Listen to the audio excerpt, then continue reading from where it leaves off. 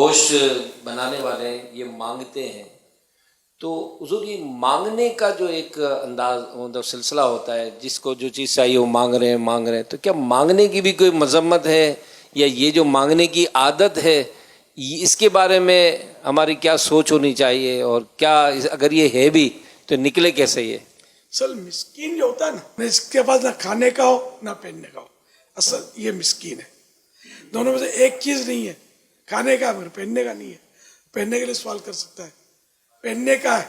کھانے کے لیے نہیں ہے تو کھانے کا سوال کر سکتا ہے۔ اس کے علاوہ جو فقیر ہوتا ہے،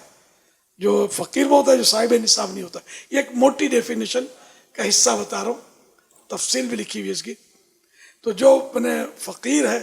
کہ جو صاحب نصاب نہیں ہے، جس کا زکوٰۃ فرض نہیں ہو رہی، اتنا مال نہیں ہے، نہ قربانی اس پر واجب ہوگی کہ وہ اس کا اتنا مال اس وقت نہیں ہے قربانی کے اوقات میں، تو اب یہ کہ یہ فقیر ہے، فقیر سوال نہیں کر سکتا، اونلی مسکین سوال کر سکتا ہے۔ اور یہ گوشت فروش پارٹیاں ہوتے ہیں، جو ماہرین ہوتے ہیں نا، یہ پارٹیاں ہوتے ہیں، یعنی ان 3 دنوں بھی یہ لاکھوں لاکھ روپے کما لیتے ہیں، سمجھے؟ اچھا پھر ہڈیاں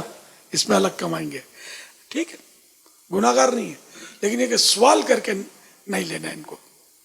بلکہ ان کو زکوٰۃ بھی ان پر فرض ہوتی ہے، دینی ہوگی، قربانی بھی کرنی ہوگی، قربانی بھی کرتے، ہاں ہر فرد نہیں کرتا ایسا نہیں ہے، ہر فرد کرتا ہے ایسا نہیں ہے۔ میں نے دیکھا ہے مطلب کہ وہ ہمارے پڑوس میں ایک گوشت فروشوں کا خاندان تھا، اب بھی بڑے بوڑھے فوت ہو گئے، تو جب یہ لوگ ہوتے تھے پوری گائے ذبح ہوتی تھی وہاں ان کے گھر کے باہر، خود ہی ذبح کرتے تھے، خود ہی بانٹ رہے ہوتے تھے، یہ میں نے دیکھا ہے۔ اس وقت سارے گوشت فروش کو ایک ڈنڈی سے آپ چلاؤ کہ یہ سب معاذ اللہ لوٹ مار کرنے والے ہیں، سارے ظالم ہیں، سارے یوں، تو نہیں، توبہ توبہ، ان میں اچھے لوگ بھی ہوتے ہیں۔ حضرت عمرو بن عاص، حضرت زبیر بن عوام، اور ایک اور صحابی کا نام عامر بن قریظ، عامر بن قریظ رضی اللہ عنہ مجمعین، یہ 3 صحابہ یہ گوشت فروش تھے۔ واہ، صحابہ اگر گوشت فروش نہ ہوتے تو عام صحابہ گوشت کس سے لیتے؟ سبحان اللہ۔